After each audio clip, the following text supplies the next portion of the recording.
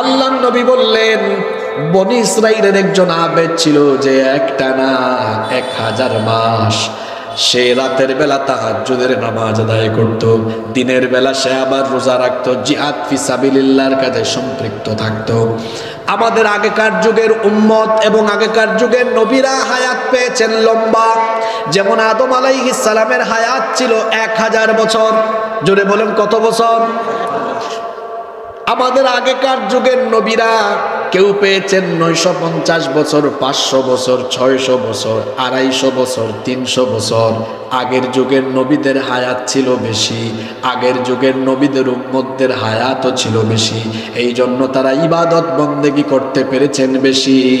কিন্তু আমাদের উম্মতের হায়াত হলো কম, 50, 60, 70 বছরেরা বাঁচে। আল্লাহর রাসূলের সাহাবীরা আল্লাহর নবীকে বললেন, ইয়া রাসূলুল্লাহ, আমরা বলি সাল্লাল্লাহু আলাইহি ওয়াসাল্লাম, আগের নবীর উম্মতরা তো বেশি লম্বা হায়াত পেয়েছে, বেশি ইবাদত করার সুযোগ পেয়েছে, কিন্তু আমরা তো সময় পাচ্ছি, হায়াত পাচ্ছি কম, ইবাদত করার সুযোগ পাচ্ছি কম। তারা ইবাদত করছে আমাদের চেয়ে বেশি, আমরা করলাম কম।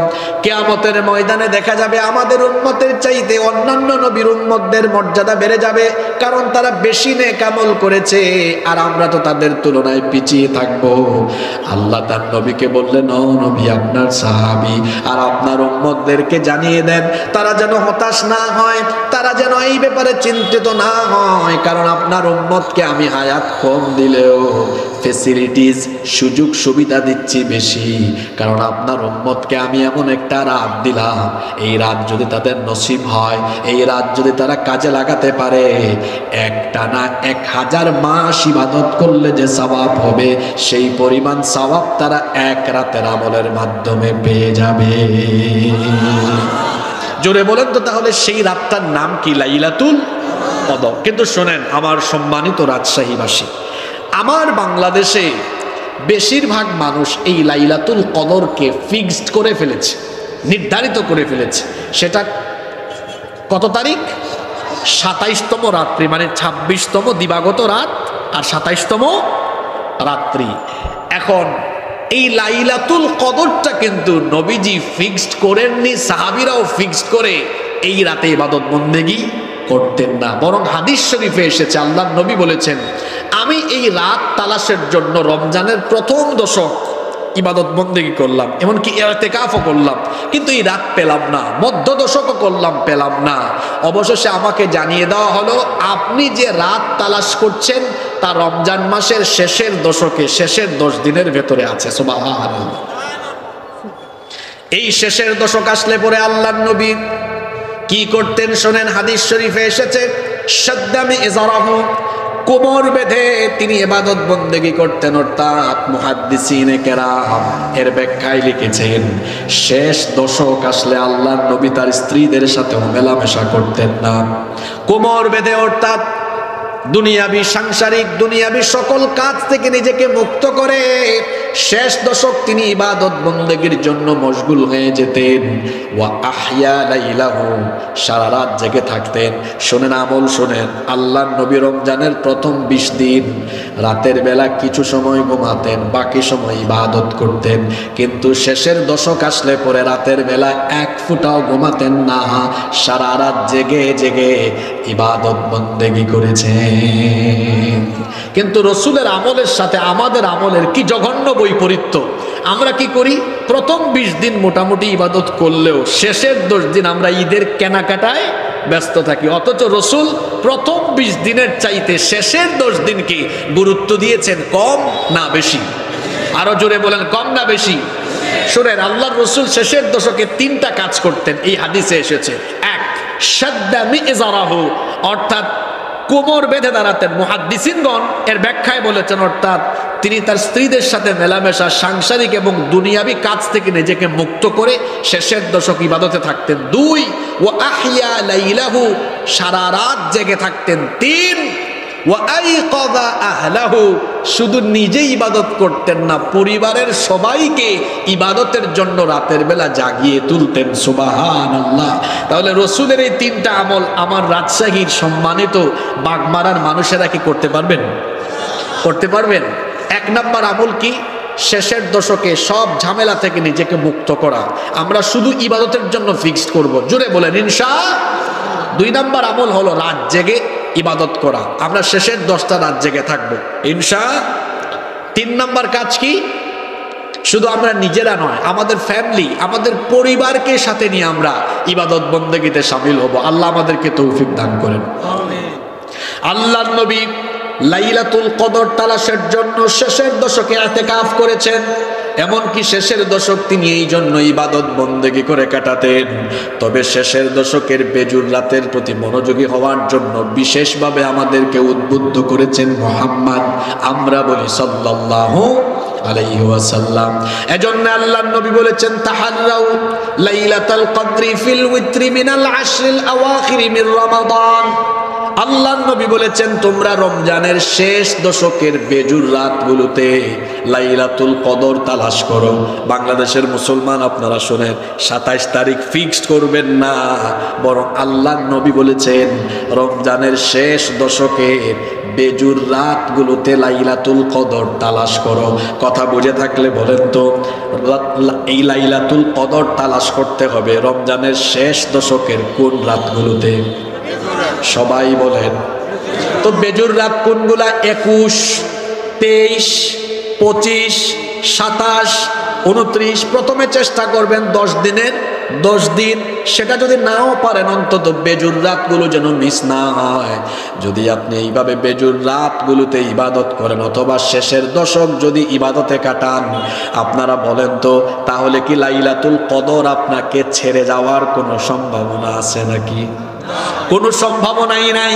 যদি শেষের দশক কিংবা অন্তত পক্ষে লাইলাতুল কদর পাওয়ার জন্য শেষ দশকের বেজুর রাতগুলো যদি ইবাদতে কাটাতে পারেন, 100% নিশ্চিত থাকেন লাইলাতুল কদর আপনার নসিব হবে। যদি লাইলাতুল কদর নসিব হয় তাহলে কি হবে শোনেন। আল্লাহর নবী বলেছেন, মান কামা লাইলাতুল কদরি ঈমানান ওয়া ইহতিসাবান গুফিরা লাহু মা তাকদ্দামা মিন যামবি। আল্লাহর নবী বলেছেন, যে ব্যক্তি লাইলাতুল কদরে ঈমান আর ইহতিসাবের সাথে দাঁড়াবে, অর্থাৎ ইবাদত বন্দেগীতে কাটাবে, লাইলাতুল কদরের ইবাদতে থাকার কারণে তার পিছনে যত গুনাহ আছে আল্লাহ অতীতের সব গুনাহ তার মাফ করে দিবে। তাহলে আমরা একটি সুযোগ পেতে যাচ্ছি। আল্লাহ যেন আমাদেরকে রমজান পর্যন্ত পৌঁছে দেন। আল্লাহুম্মা বাল্লিগনা রমাদান, বলেন আমিন। মহা সুযোগ আসতেছে আমাদের সামনে। আল্লাহ যেন আমাদেরকে রমজান এবং লাইলাতুল কদর নসিব করে দেন, জোরে বলেন আমিন। সম্মানিত উপস্থিতি, আমি এতক্ষণ আপনাদের সামনে রমজান মাসের ফজিলত বর্ণনা করলাম। আমার আলোচনা আজকে আমি 4টা ধাপে শেষ করব। কয়টা ধাপে? এর মধ্যে প্রথম ধাপ আলোচনা করলাম 2। এবার আমি এই রমজান মাসে সিয়ামের কি ফজিলত আছে সেটা সংক্ষেপে তুলে ধরবো। আগে একটু হেডিং দিয়ে দিই কি কি বলবো। 3, রমজান মাসে যারা সাইম বা সাইমুন রোজাদার তাদের কি ফজিলত আছে। আর 4 নম্বর পয়েন্টে গিয়ে বলবো এই রমজানে আল্লাহ আমাদেরকে কি হাদিয়া দিলেন এবং এর দ্বারা আল্লাহর উদ্দেশ্য কি। ওই 4 নম্বর পয়েন্টটা রাখছি গুরুত্বপূর্ণ, এই জন্য এটা একদম শেষে আজকে আলোচনায় আছে ইনশাআল্লাহ। এবার ফজিলতের ব্যাপারে, আমরা যত নেক আমল করি সকল নেক আমলের প্রতিদান আল্লাহ তাআলা 10 থেকে 700 গুণ পর্যন্ত সওয়াব বৃদ্ধি করে দেন। ইল্লাস সাওম, রোজা ছাড়া। হাদিসে কুদসিতে এসেছে আল্লাহ তাআলা বলেছেন, আস-সাওমু লি, রোজা কেবলমাত্র আমার জন্য। কারণ আমার বান্দা সেই সুবহে সাদেক থেকে নিয়ে ইফতার পর্যন্ত মানুষকে দেখানোর জন্য না খায়া থাকে না, উপবাসে থাকে না। সিয়ামের যত দিক আছে এই দিকগুলো সে মেনটেন করে না, বরং শুধুমাত্র আমাকে সন্তুষ্ট করবার জন্যই আমার বান্দা সিয়াম সাধনা করে। এই জন্য আনা আজজি বিহি, রোজার পুরস্কার আমি আল্লাহ ফেরেশতাদের মাধ্যমে না দেওয়ায়া কিয়ামতের দিন রোজার পুরস্কার রোজাদারকে নিজের হাতে যিনি দিবেন তিনি কে? আপনি মনে করেন ঢাকায় কোনো প্রতিষ্ঠানে চাকরি করেন, আপনার কাজ ডিউটি আপনি জানেন, বলা হলো এই ডিউটি করবেন, 1 তারিখে বেতন পাবেন। কিন্তু আপনি যদি এই কাজগুলো এভাবে করেন তাহলে বেতনটা 1 তারিখে আপনাকে অ্যাকাউন্টে না দিয়ে মালিক আপনাকে ডেকে নিয়ে নিজের হাতে দিবেন। বলেন তো, মালিক যখন দিবেন তখন কি অন্যান্যরা যেমন পায় বেতনের পরিমাণটা ওই রকম হবে না আরো বিশেষ হবে? অবশ্যই বিশেষ হবে। আল্লাহ বলছেন রোজাদারদেরকে রোজার পুরস্কার আমি ফেরেশতাদেরকে দিয়া না, আমি আল্লাহ আমার বান্দাকে নিজের হাতে রোজার পুরস্কার দিব। সুবহানাল্লাহ।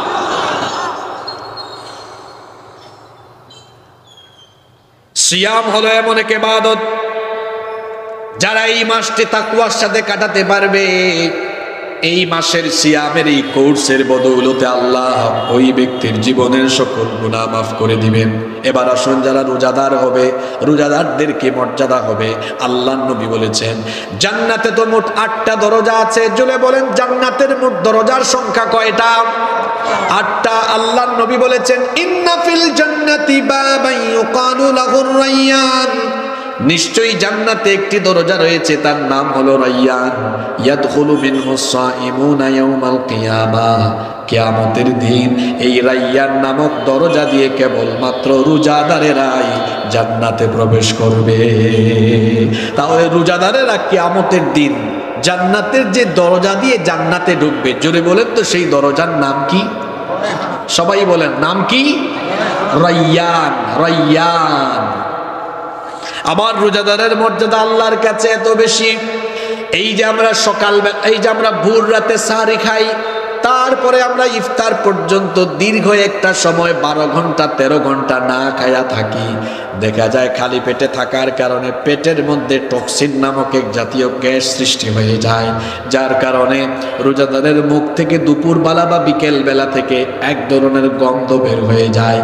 আপনার আমার কাছে সেই গন্ধটা অসহনীয় হতে পারে, কিন্তু আল্লাহর নবী বলেছেন ওয়াল্লাযী নাফসি বিয়াদিহি, সেই সত্তার কসম যার হাতে আমার প্রাণ, লাখুলুফু ফামিস সাইমু আতয়াবু ইনদাল্লাহি মির রিহিল মিস্ক। আল্লাহর নবী বলেছেন, আল্লাহর কসম করে বলছি, রোজাদার রোজা রাখার কারণে তার মুখ থেকে যে গন্ধ বের হয়, আল্লাহর কাছে রোজাদারের মুখের গন্ধ মেশকে আম্বরের চাইতেও আরো বেশি পবিত্র। এই হাদিসের ফজিলত শুনে আবার রমজান মাসে দাঁত ব্রাশ বন্ধ করে দিয়ে বসে থাকি আমরা, যে যেহেতু ফজিলত শুনছি যে রমজান মাসে রোজাদারের মুখের গন্ধ আল্লাহর কাছে মেশকের চাইতে পবিত্র, তাহলে দাঁত ব্রাশ করব না? যত পরিমাণ দুর্গন্ধ আমার ভিতরে আমার মুখে জমা থাকে তো থাক, দুর্গন্ধের কারখানা হোক। ইন্না লিল্লাহি ওয়া ইন্না ইলাইহি রাজিউন। ভুল বুঝবেন না, এটা দাঁত ব্রাশ না করার কারণে নয়, বরং খালি পেটে থাকার কারণে টক্সিন নামক এক জাতীয় গ্যাস তৈরি হয়, যার কারণে একটা দুর্গন্ধ বের হয়। উপবাসে থাকার কারণে আপনি দাঁত ব্রাশ না করার কথা বলা হয়নি, বরং ইসলাম হচ্ছে পরিচ্ছন্ন। আমার নবীজি এত স্মার্ট ছিলেন, আপনারা কয়বার দাঁত ব্রাশ করেন? হয়তো 1 2 বার 3 বার, কিন্তু আমার নবী মিসওয়াক করতেন দৈনন্দিন মোট 7 বার। সুবহানাল্লাহ পড়বেন না? কতবার? 7 বার। বলবেন হুজুর 7 বার কেমনে? 7 বারের থেকে বেশি হতে পারে, কিন্তু আমার কাছে 7 বারের হিসাব আছে। 5 ওয়াক্ত নামাজের আগে কয়বার? 5 বার। বাকি থাকলো আরো কত? 2 বার। আম্মা জান আয়েশা রাদিয়াল্লাহু আনহা থেকে হাদিস এসেছে, তিনি বলেছেন নবীজি ঘুমাতে যাওয়ার আগে মিসওয়াক করতেন, এটা তার আমল ছিল। ঘুম থেকে উঠলেই আবার মিসওয়াক আরম্ভ করতেন। তাহলে 5 আর 2 হইল কত? 7। এটা গণনা করা, এর বাইরেও আরো থাকতে পারে, কারণ নবীজির সাথে পকেটের মধ্যে সবসময় কি থাকতো? মিসওয়াক থাকতো। কিন্তু আমাদের মধ্যে অনেকেই আছেন ওই সকালবেলা বা রাতে ঘুমানোর আগে সুযোগ পাইলে করে, অনেকে আছে তাও করে না। নামাজে গিয়ে যখন বলে সুবহান রাব্বিয়াল আলা, দেখা যায় ডানে বামের মুসল্লি তখন বলে হায় হায় হায় হায়, দুর্গন্ধে থাকতে পারে না। আসে না নাই? রমজান মাসে আপনারা কিন্তু রোজা রেখে মেসওয়াক করতে পারবেন, কোনো অসুবিধা নাই। মেসওয়াকটা আপনারা পকেটে রাখেন, মেসওয়াক করেন। মেসওয়াক করলে দাঁত সুন্দর থাকবে, আপনার মাড়িগুলো শক্ত হবে, আবার আমার নবীর সুন্নত আদায় হবে। আমার রসুল যখন দুনিয়া থেকে চলে যাচ্ছেন, দুনিয়া থেকে যাওয়ার সময় আমার নবীর শেষ আমল ছিল মেসওয়াক। আমার নবীর শেষ আমলটা কি ছিল? ঘটনাটা বলবো। আল্লাহর নবী দুনিয়া থেকে চলে যাওয়ার আগে প্রচন্ড রকমের অসুস্থ হয়ে পড়লেন। আরে আমার নবী শোয়া থেকে উঠতে পারেন না, বসতে পারেন না, এই রকম পরিস্থিতি হয়ে গেল। বারবার হুশ আসে, বারবার বেহুশ হন। আল্লাহর নবীর ঠোঁট পর্যন্ত শুকায় যাচ্ছিল, প্রচন্ড জ্বর উঠেছিল। আয়েশা রাদিয়াল্লাহু আনহা, তার কাছে আল্লাহর নবী একটা মেসওয়াক চাইলেন। আয়েশা রাদিয়াল্লাহু আনহা একটা মেসওয়াক ম্যানেজ করে দিলেন, কিন্তু আল্লাহর নবী তো সেই মেসওয়াকটা চিবাতে পারেন না, এতটুকু দুর্বল হয়ে গিয়েছিলেন। মেসওয়াক আপনারা যারা ব্যবহার করেন, আমরা যারা ব্যবহার করি, মেসওয়াকটা প্রথমে যখন আমরা ব্যবহার করি তখন মাথাটাকে একটু চাবাতে হয় কি হয় না, একটু নরম করা লাগে, কিন্তু আল্লাহর নবী সেটা পারছেন না। আম্মাজান আয়েশা রাদিয়াল্লাহু আনহাকে দিলেন। আম্মাজান আয়েশা রাদিয়াল্লাহু আনহা সেই মেসওয়াকটা সুন্দর করে আস্তে আস্তে চাবায়া নবীজিকে দিলেন। ওই যে মেসওয়াকটা চাবিয়েছিলেন, সেখানে আয়েশা রাদিয়াল্লাহু আনহার থুতু সেখানে লাগানো ছিল। আল্লাহর নবী মেসওয়াকটা হাতে নিয়ে সেই থুতুগুলো তিনি চাটতে লাগলেন, মেসওয়াকও করতে লাগলেন। এই জন্য আম্মাজান আয়েশা রাদিয়াল্লাহু আনহা বলতেন, আমি হলাম দুনিয়ার শ্রেষ্ঠ নারী, কারণ আমার কোলে মাথা রেখে আমার ভেঙে দেওয়া মেসওয়াক নবীজি মুখে লাগিয়ে মেসওয়াক করতে করতে আমার কুলে থেকে তিনি দুনিয়া থেকে বিদায় হয়েছে।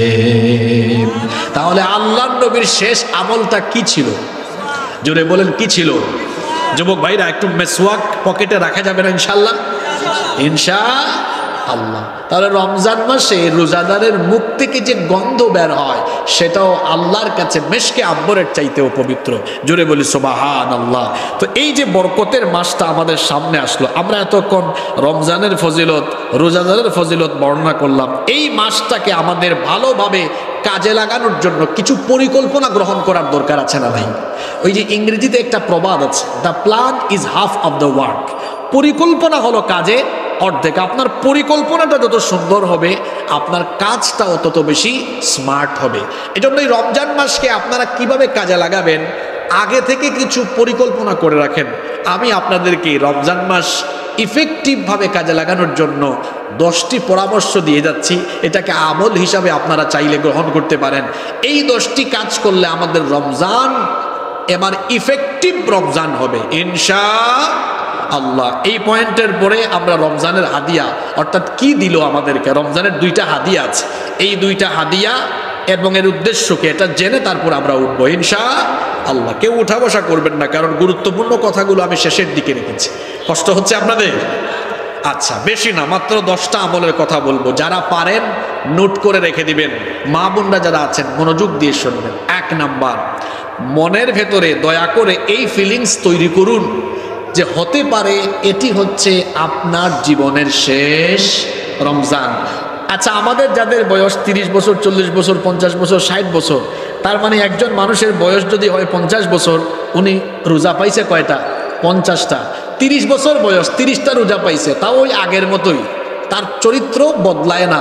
অথচ রসুলের এমন বহু সাহাবীরা আছেন যারা মাত্র 1টা-2টা রমজান জীবদ্দশায় পেয়েছেন, কিন্তু এই 1টা-2টা রমজানকে তারা এমনভাবে কাজে লাগিয়েছেন যে তারা দুনিয়াতে থাকতেই জান্নাতের সার্টিফিকেট নিয়ে বিদায় হয়েছেন। আল্লাহু আকবার।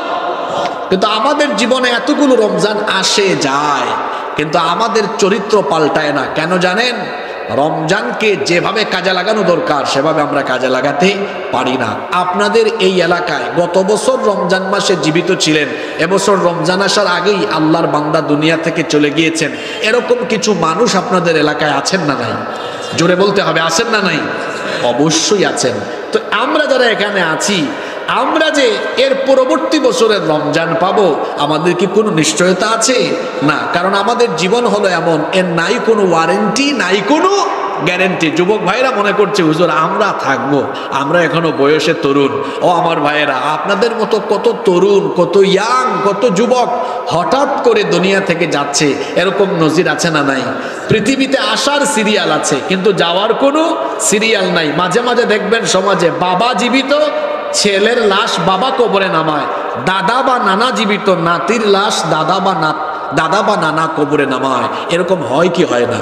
হয়। তাহলে আমরা যে কেউ চলে যেতে পারি। এই রমজানকে আপনারা বিগত বছরের চাইতে, বিগত বছরগুলোর চাইতে এই 2025-এর রমজান সবচাইতে প্রাণবন্ত হবে যদি 1 নম্বরে হৃদয়ে এই অনুভূতি আনতে পারেন, এটা হতে পারে আমার জীবনের শেষ রমজান। তাইলে এই অনুভূতিটা আমরা নিজের ভেতরে লালন করব ইনশাআল্লাহ। 2, অনেকেই আছেন রমজান মাসে রোজা রাখেন ঠিক, কিন্তু নামাজের কোনো খবর নাই। সাহরি খায়, ফজরের নামাজ না আদায় করি ঘুমায়, আবার এমন ঘুম দেয় 2টার সময় ঘুম থেকে উঠে, জোহরও নাই। রমজান মাসে রোজা রাখলেন, ফরজ আদায় করলেন কয়টা? 1টা। আর 5 ওয়াক্ত নামাজ ফরজ কয়টা? 5টা। না মানে 5 ওয়াক্ত নামাজ ঠিক আছে, 17 রাকাত না ফরজ, কিন্তু ওয়াক্ত কয়টা? 5টা। ওয়াক্ত হইল 5টা। তো এখানে 5 ফরজ বাদ দিয়ে আদায় করেন কয় ফরজ? 1 ফরজ। এখন হিসাব নিকাশ করে বলেন তো আপনি লাভে আছেন না লসে আছেন? জোরে বলেন, লাভে না লসে?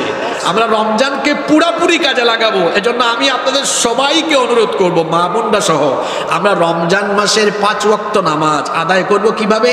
মাআল জামাআ, শুধু জামাআত নয়, মাআত তাকবীরাতিল উলা, একেবারে তাকবীরে উলার সাথে আমরা আদায় করব ইনশাআল্লাহ। আমার যুবক ভাইদের উদ্দেশ্যে হঠাৎ করে একটা ঘটনা আমার মনে পড়ে গিয়েছে। যুবকরা কিভাবে ইতিহাস পাল্টায়, আর ইতিহাস পাল্টানোর জন্য তারা কেমন কোয়ালিফাইড হলে ইতিহাস পাল্টাতে পারে। আমার একজন যুবকের কথা মনে পড়েছে, আমি কি বলবো?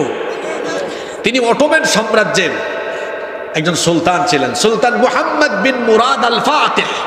আপনারা অনেকে তার নাম শুনেছেন, সুলতান মুহাম্মদ বিন মুরাদ আল ফাতিহ। তিনি মাত্র 21 বছর বয়সে, আচ্ছা 21 বছর বয়সে মানুষ কি বুড়া হয় না জোয়ান থাকে? জোয়ান থাকে। মাত্র 21 বছর বয়সে তিনি একটা বিরাট সেনাবাহিনীকে নেতৃত্ব দিয়ে, তিনি কমান্ডার হয়ে একটা সেনাবাহিনীকে নেতৃত্ব দিয়ে কনস্টান্টিনোপল বিজয় করেছিলেন। আল্লাহু আকবার। নেপোলিয়ন বলতেন, গোটা পৃথিবী যদি একটা দেশ হতো তাইলে ওই দেশের রাজধানী হতো কনস্টান্টিনোপল। এই কনস্টান্টিনোপল আল্লাহর রসুলের ওফাতের 800 বছর পরে বিজয় হয়েছে। এখানে আমার উস্তাদ তুল্য অনেক আলেমরা বসে আছেন। রসুলের একটা হাদিস আছে কনস্টান্টিনোপলের ব্যাপারে, লা তুফতাহান্নাল কুস্তান্তানিয়া। এই কনস্টান্টিনোপলকে হাদিসে বলা হয়েছে কুস্তান্তানিয়া, লা তুফতাহান্নাল কুস্তান্তানিয়া। আল্লাহর নবী বলেছেন অবশ্যই কনস্টান্টিনোপল বিজয় হবে। ফালা নি'মাল আমিরু আমিরুহা ওয়ালা নি'মাল জাইশু জাইশুহা। আল্লাহর নবী বলেছেন যে সেনাবাহিনী এটা বিজয় করবে সেটা হলো শ্রেষ্ঠ সেনাবাহিনী, যে এটার কমান্ডার থাকবে, এটার সেনাপতি থাকবে, সে হবে উত্তম একজন সেনাপ্রধান। আল্লাহু আকবার। যখন সুলতান মুহাম্মদ বিন মুরাদ আল ফাতিহ 21 বছর বয়সে এটা বিজয় করলেন, তাকে জিজ্ঞেস করা হলো আপনি এত কম বয়সে এটা বিজয় করলেন কিভাবে? তিনি বললেন, আমাকে ছোটবেলায় আমার বাবা যখন পড়ালেখা শেখাচ্ছিলেন আমি তখন এই হাদিসটা শুনেছিলাম, আর সেদিন থেকে আমি সংকল্প করেছিলাম আমি এটা করেই ছাড়বো। তাহলে স্বপ্ন মানুষকে কোথায় নিয়ে যেতে পারে? আমার যুবক ভাইয়েরা, আপনারা চাইলে ইতিহাসকে বদলায় দিতে পারেন, আপনারা চাইলে নতুন করে সভ্যতাকে বিনির্মাণ করতে পারেন। এই দেশের যুবকেরা, তরুণরা, তারা শক্তভাবে দাঁড়িয়েছিল বলে, আবু সাইদ মুগ্ধের মতো যুবকেরা রক্ত দিয়েছিল, জীবন দিয়েছিল বলে, তারপরে তাদের অনুপ্রেরণায় লক্ষ লক্ষ কোটি কোটি যুবকেরা রাস্তায় নেমেছিল বলেই কিন্তু আমার বাংলাদেশ জুলুম মুক্ত হতে পেরেছে। যুবকরা চাইলে ইতিহাসকে পাল্টায় দিতে পারে, নতুন কোন সভ্যতা বিনির্মাণ করতে পারে। এটা যখন বিজয় করা হলো তখন সিদ্ধান্ত হলো যে তারা এই বিজয় উদযাপন করবেন নামাজ আদায় করে, সালাত আদায় করবেন। কি আদায় করবেন? সালাত। তাহলে বিজয় পেলে বিজয়টা মুসলমান কিভাবে দেখেন উদযাপন করে, যুগে যুগে আমাদের জন্য শিক্ষা আছে। লাফালাফি করে, গান বাজনা করে, ফুল দিয়ে বিজয় উদযাপন করা যায় না। এই যে 21 ফেব্রুয়ারি গেল, অনেকে ফুল দিয়েছেন। যদি 1000 বিলিয়ন ডলার খরচ করে কেউ ফুল কিনে কোনো মিনারে বা কবরে ফুল দেয়, এজন্য কি কারো কবর জান্নাতের বাগিচা হয়ে যাবে? জোরে বলেন, বাগিচা হয়ে যাবে? জেনজি, আমার যুবক ভাইদেরকে বুঝায়, ও আমার ভাইয়েরা, যারা ভাষার জন্য জীবন দিয়েছেন, দেশের জন্য জীবন দিয়েছেন, আমরা তাদের কাছে ঋণী। আমরা তাদের জন্য দোয়া করব, কারণ পৃথিবী থেকে যে ব্যক্তি চলে যায় ফুল নয়, একমাত্র দোয়া তার দরকার হয়। এজন্য আমরা যদি তাদের জন্য দোয়া করি, এই দোয়া তাদের জন্য কল্যাণকর হবে। ফুল কিংবা নীরবতা পালন, এটা কোনো শহীদের জন্য কিংবা দুনিয়া থেকে চলে যাওয়া কোনো ব্যক্তির জন্য এটা ফায়দা বা কল্যাণ বয়ে আনবে না। তো বলা হলো আমরা এই বিজয়টা কিভাবে উদযাপন করব। সবাই সিদ্ধান্ত নিলেন আমরা 2 রাকাত নামাজ আদায় করব জামাতের সাথে। কিন্তু কে ইমামতি করবেন? সিদ্ধান্ত হলো আজকের এই নামাজে ইমামতি করবেন সেই ব্যক্তি যিনি আজ পর্যন্ত বালেগ হওয়ার পর থেকে আজ পর্যন্ত 1 ওয়াক্ত নামাজ কাজা করেন নাই, সব নামাজ আদায় করেছেন, আবার জামাতের সাথে তাকবীরে উলার সাথে। এখন এত সেনাবাহিনী এত সৈন্য কেউ সামনে যায় না। অনেকক্ষণ পরে এই 21 বছর বয়সী সেনাপতি সুলতান মুহাম্মদ বিন মুরাদ আল ফাতেহ তিনি সামনে চলে গেলেন। তারপরে বললেন, আমি আমার জীবনের এই আমলটা গোপন রাখতে চেয়েছিলাম, কিন্তু আজকে তো তোমরা সবাই মিলে যে সিদ্ধান্ত নিলা, আমার এই গোপন আমলটা ফাঁস হয়ে গেল। এই 21 বছর বয়সে আমাকে দিয়ে আল্লাহ তাআলা এই কনস্টান্টিনোপল বিজয় করিয়েছেন এমনি এমনি না। আমি 5 ওয়াক্ত নামাজ তাকবীরে উলার সাথে আদায় করতাম, আমার আল্লাহর কাছে চাইতাম আল্লাহ এই সৌভাগ্য আমাকে দান করো। আমার যুবক ভাইয়েরা, সুলতান মুহাম্মদ বিন মুরাদ আল ফাতেহ তিনি যদি 21 বছর বয়সে এই কোয়ালিটি নিয়ে কনস্টান্টিনোপল বিজয় করে রসুলের প্রশংসার পাত্র হতে পারেন, আপনারা যদি রসুলের আদর্শে আদর্শবান হতে পারেন, বাংলাদেশ নয় গোটা পৃথিবীকে আপনারা চেঞ্জ করে দিতে পারবেন। এজন্য রসুলের আদর্শে আদর্শবান হতে হবে। রমজান মাসটাকে কাজে লাগান। অনেক যুবক ভাইয়েরা আছেন চরিত্র ঠিক করতে চায় কিন্তু কয়েকদিন করে পারে না। এই রমজান মাস হবে আপনার জন্য ট্রেনিং এর মাস। রমজান মাসটা আরম্ভ করেন, দেখবেন জীবনটা বদলে যাবে ইনশাআল্লাহ। এখানে ফাঁকে দিয়ে আপনাদেরকে আরেকটা কথা বলে যাই, অনেক মানুষ আছে রমজান মাসে নামাজে আসে, বাকিরা আসে দেখছো নতুন নামাজি হয়েছে। শোনেন, রমজানে কারো পরিবর্তন দেখে হাসবেন না, কারণ রমজান আসেই মানুষকে পরিবর্তন করার জন্য। বরং আপনি দোয়া করবেন, মাশাআল্লাহ আমার ভাই আপনি পরিবর্তন হয়েছেন। আমি দোয়া করি যেন আপনার এই পরিবর্তন আপনি ধরে রাখতে পারেন, যেন দিনের পথে আল্লাহ আপনাকে অবিচল রাখেন। এভাবে আমরা দোয়া করব ইনশাআল্লাহ। তাহলে রমজানকে ইফেক্টিভ করার জন্য আমরা কয়টা আমলের কথা বলে যাচ্ছি? জোরে বলেন। 10টা। দেখি 1 নম্বর বলছি, মনে আছে কিনা? হৃদয়ে এই ফিলিংস আনতে হবে এটি আমার জীবনের শেষ রমজান। 2, 5 ওয়াক্ত নামাজ মাআল জামাআ, জামাতের সাথে, শুধু জামাত নয়, মাআত তাকবীরাতিল উলা, তাকবীর উলার সাথে আমরা আদায় করব। জোরে বলি ইনশাআল্লাহ। বাকিগুলো এবার শুনেন, খনি আপনারাই নিয়ে যাবেন। এবার আসেন, এই যে রমজান মাস আল্লাহ দিলেন, রমজান মাসে আল্লাহ তাআলা আমাদেরকে ভিন্ন ভিন্ন উদ্দেশ্যে ভিন্ন ভিন্ন 2টা হাদিয়া দিয়েছেন। জোরে বলেন তো কয়টা? রমজানে আল্লাহ কয়টা হাদিয়া দিয়েছেন? 2টা। 1 নম্বর হচ্ছে এই মাসে আল্লাহ সিয়াম দিয়েছেন, সিয়াম রোজা দিয়েছেন। কেন? উদ্দেশ্য একটা আছে, উদ্দেশ্যটা হলো লাআল্লাকুম তাত্তাকুন। আচ্ছা আপনারা আমাকে বলেন তো, রাজশাহীর মানুষ, আল্লাহ তাআলা একটা মাস রোজা দিয়েছেন যেন তাম পৃথিবীর মুসলমানরা এই 1 মাস দিনের বেলা না খাইয়া থাকে, আর যে খাবার দাবার আয় হবে এগুলো আল্লাহ জমায় রাখবেন। এই জন্য কি আল্লাহ তাআলা 1 মাসের রোজার বিধান দিয়েছেন? না। আল্লাহ কেন দিয়েছেন তাইলে? আল্লাহ কোরআনেই বলেছেন লাআল্লাকুম তাত্তাকুন, যেন তোমরা তাকওয়া অর্জন করতে পারো। তাকওয়া এই শব্দটির সাথে আমরা অনেকেই পরিচিত। এক কথায়, সংক্ষিপ্ত কথায় যদি তাকওয়া মানে বুঝতে চান, তাকওয়া মানে হলো আল্লাহর ভয়ে সব গুনাহ ছেড়ে দেওয়া, আল্লাহর ভয়ে সব পাপ ছেড়ে দেওয়া এবং সকল নেকির কাজে শামিল হওয়া। এটার নামই হলো কি? তাকওয়া। আমি তাকওয়াটা আপনাকে একটা উদাহরণে বুঝাই দিতে পারি, আপনি ভালো করে শোনেন। এই যে আপনারা সারাদিন রমজান মাসে রোজা রাখেন, রোজা রাখার পরে ইফতারের আধা ঘন্টা 40 মিনিট আগে, শুনতেছেন আপনারা, আধা ঘন্টা 40 মিনিট আগে আপনাদের সামনে খেজুর, বিভিন্ন আইটেমের শরবত, ছোলা, মুড়ি, পেঁয়াজু, বেগুনি, নানান রকমের মিষ্টান্ন, অনেকের জিহ্বায় পানি চলে আসছে। কিন্তু এই যে নানান ধরনের ইফতার আপনাদের সামনে সাজানো থাকে, বিভিন্ন ফলমূলও থাকে, এই যে সুন্দর করে সাজানো থাকে, আপনি যদি এই ইফতার আপনার সামনে দেখে খাওয়া আরম্ভ করেন, ফেরেশতা কি এসে আপনাকে থাপ্পড় মারবে? এত এত ইফতার সামনে থাকে কিন্তু সবাই হাত গোটাইয়া বসে থাকে, অপেক্ষা করে কখন ইফতারের টাইম হবে, খায় না। এই যে খাবার সামনে আছে, খাবার সামনে আছে, সবগুলো খাবার হালাল না হারাম? সব খাবার হালাল। আবার রমজান মাসে তার বউ, বিয়ে করা বউ তো তার জন্য হালাল, কিন্তু দিনের বেলা কাছে যায় না, বউয়ের কাছেও যায় না। আবার দেখেন এই যে আপনার সামনে খাবার দাবার আছে, এই খাবার বাগানগুলো তার সামনে আছে, তাও খায় না, টাইম হলে পরে খায়। এই যে খাবার দাবারটা খায় না, জোরে বলেন তো কার ভয়ে? যদি বলেন কার ভয়ে? তাকওয়ার উদাহরণটা রোজার ভেতরে কিভাবে আছে দেখেন। ও আমার কলিজার টুকরা যুবক ভাইয়েরা, ইফতার সামনে আছে তাও খাইলাম না, আল্লাহর হুকুম হয় নাই, যখন হুকুম হবে আজান হবে তখন খাবো। এইভাবে করে আমি বাদ বাকি 11টা মাস এভাবেই কাটাবো।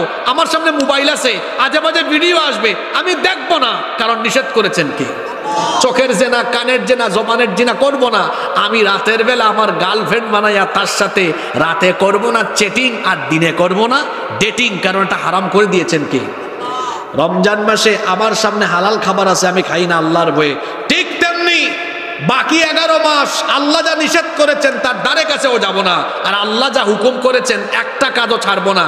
এইভাবে করে বাকি 11 মাস আল্লাহর হুকুম মেনে আল্লাহর নিষেধগুলো বাদ দিয়ে চলার নাম হলো তাকওয়া। চলার নাম হলো কি? তাকওয়া। আরেকটা জিনিস আল্লাহ দিয়েছেন রমজান মাসে আমাদেরকে, এটার নাম হলো কি? জোরে বলেন, এটার নাম কি? এই এখান দিয়ে কোরআন দিয়ে শেষ করবো আজকে, এটা কোরআনের মাহফিল তো, ভালো করে শুনেন। আল্লাহ এই মাসে আরেকটা উপহার আমাদেরকে দিয়েছেন, এটার নাম কি?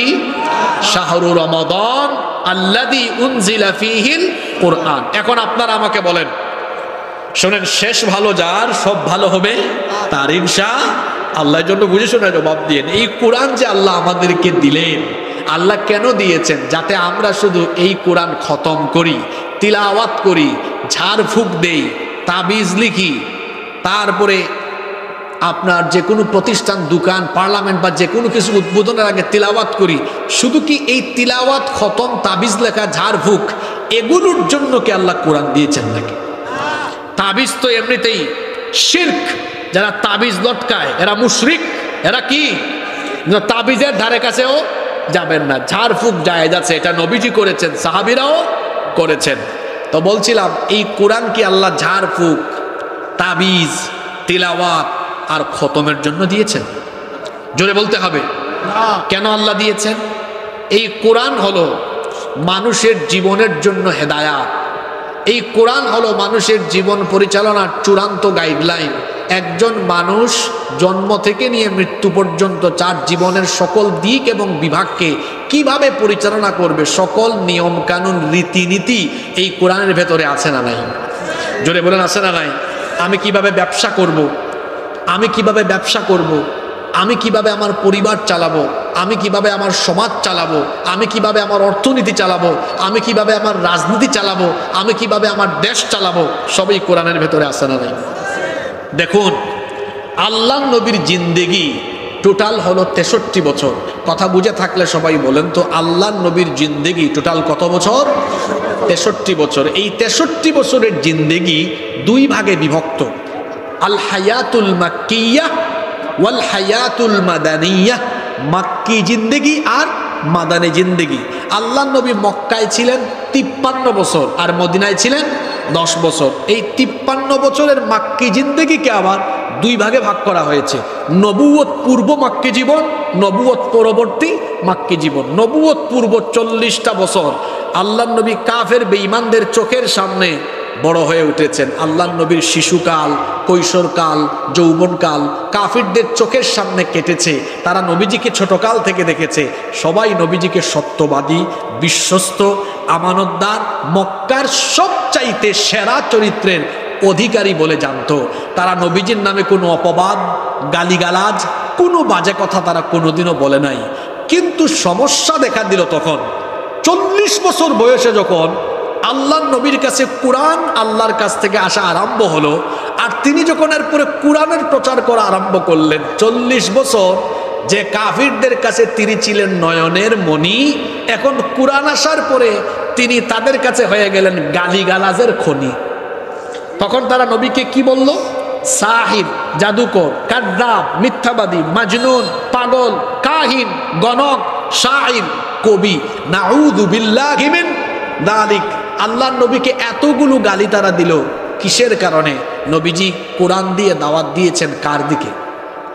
আসতে বলবেন না, জোরে বলেন, কার দিকে? দেখুন, 1500 বছর পরেও এই বর্তমান যুগে কোরআন বিরোধীরা তাদের বাপ দাদার খাসলত ধরে রেখেছে। এই যুগেও কোরআনওয়ালারা কোরআন বিরোধীদের কাছ থেকে অনেক গালিগালাজ শুনে কোরআন বিরোধীরা তাদের বাপ দাদার সুন্নত ধরে রেখেছে। গালি গালির জায়গা আছে, শুধুমাত্র গাড়ির ভার্সনটা একটু আপডেট হয়েছে। আইফোন প্রত্যেক বছর বের হয়, 11, 12, 13, 14, 15, এখন কত চলে 16, প্রতি বছর অক্টোবরে আসে না?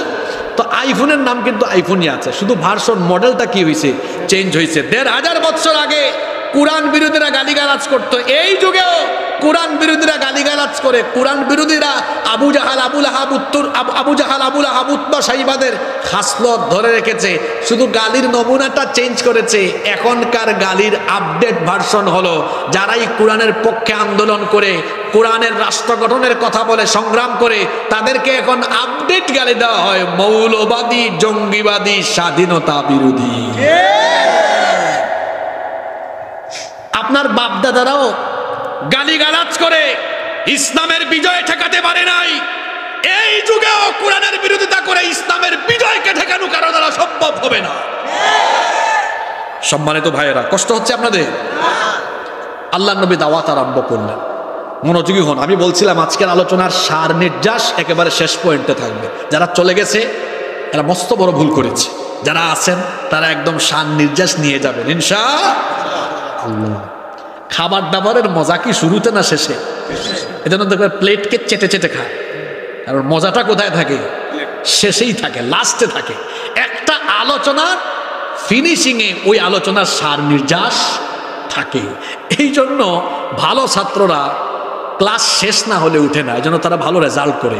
ভালো শ্রোতাও আলোচনা শেষ না করে দাঁড়ায় না। আপনারা যারা আছেন, আল্লাহ আপনাদের সবার অন্তরকে কোরআনের নূর দিয়ে মুনাওয়ার করে দেন। সম্মানিত উপস্থিতি, তাহলে 40-এ আল্লাহ নবী কোরআনের দাওয়াত দেওয়া শুরু করলেন। 13 বছর মক্কায় আল্লাহ নবী নিজে রক্ত দিয়েছেন, সাহাবীরা রক্ত দিয়েছেন, অসংখ্য সাহাবীরা জীবন দিয়েছেন, আমার বোনেরাও জীবন দিয়েছেন। আজকে মাহফিলে শুনেছি অনেক মা বোনরা এসেছেন। মা বোনদের অবদান ইসলামে কম না বেশি? সর্বপ্রথম ইসলাম কবুল করেছেন একজন নারী না পুরুষ? আমার ইসলামের জন্য সর্বপ্রথম জীবন দিয়েছেন একজন নারী। আমার মা বোনদের অনেক অবদান ইসলামে। এইভাবে করে 13 বছর জুলুমে, নির্যাতনে, রক্ত আর জীবন দিতে দিতে গেল। এই 13 বছর নবীজি জুলুম নির্যাতন সহ্য করে কোরআনের আলোয়, কোরআনের শিক্ষায়, কোরআনের দীক্ষায় দীক্ষিত করে একদল, এক ঝাঁক মানুষ তৈরি করেছিলেন 13 বছরে জুলুম নির্যাতন সহ্য করে করে। কারণ কোরআনের আলোয় আলোকিত সমাজ বা রাষ্ট্র গঠনের জন্য একটা সমাজ রাষ্ট্র তো একা চালানো যায় না। এই সমাজ বা রাষ্ট্রের বিভিন্ন জায়গায় লুক সেট করতে হয় কি হয় না? এজন্য আল্লাহর নবী আগে কোরআন দিয়ে মানুষ তৈরি করেছেন, 13 বছর মানুষ তৈরি করেছেন। এরপরে মদিনাতে যাওয়ার পরে মদিনাকে রাষ্ট্র হিসাবে গোড়াপত্তন করে সেই রাষ্ট্র তিনি কোরআন দিয়ে পরিচালনা করে আরম্ভ করলেন। আল্লাহর নবী ওফাতের আগ পর্যন্ত 10 বছর মদিনা রাষ্ট্রের প্রধান, রাষ্ট্রপ্রধান, রাষ্ট্রপতি ছিলেন। আল্লাহু আকবার। তাহলে আপনারা বলেন তো, ইমামতির সুন্নত যেমন আমার নবীর জীবনে আছে, তেমনি দেশ পরিচালনার আদর্শ আমার নবীর জীবনের ভেতরে আছে না নাই? জোরে বলতে হবে, আছে না নাই? তাহলে কোরআন দিয়ে রাষ্ট্র পরিচালনা, এটা কি ধর্ম ব্যবসা নাকি রসুলের আদর্শ? জোরে বলেন, এটা কি রসুলের আদর্শ? আপনাদের রাজশাহী না, সরি, চাপাই নবাবগঞ্জের এক লোক আগে পার্লামেন্টে খুব কোরআন দিয়ে দিয়ে বক্তব্য রাখতেন। ইদানিং এই লোকটার মাথা একটু খারাপ হয়ে গেছে। এই লোক বিভিন্ন আলেমদের নাম ধরে ধরে, বিভিন্ন গুরুত্বপূর্ণ ব্যক্তিদের নাম ধরে ধরে বলে তারা নাকি ধর্ম ব্যবসা করে। হারুন সাহেব, ওই টাকলা মুরাদ থেকে শিক্ষা নেন। আপনি যদি এখনো তওবা করে ফিরে না আসেন, টাকলা গেছে যেই পথে আপনি যাবেন সেই পথে। আপনি এই দেশে কোনো চিনতে পারেন নাই।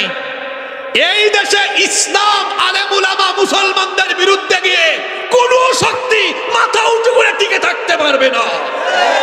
আমি আজকে রাজশাহীর জমিন থেকে বলে গেলাম, পারবে না, সম্ভব হবে না। আমরা আপনাকে ভালো হিসাবে জানি, আমরা আপনাকে ভালো হিসেবে জানি। আপনি আপনার বক্তব্যগুলোর জন্য দুঃখ প্রকাশ করেন। ভাই, আপনি কোরআনের রাজনীতি করেন না, করেন না, আমি তো আপনাকে চাপায়ে দিব না। কিন্তু কোরআনের রাজনীতি নিয়ে আজে বাজে কথা বলার কোনো অধিকার আপনার। কারণ যদি কোরআনের রাজনীতি না থাকতো তো রসুল 10 বছর দেশ চালাইছেন কার আইন দিয়ে? আপনারা তো বললেন না, কার আইন দিয়ে? আরো আসতে বলেন, কার আইন দিয়ে?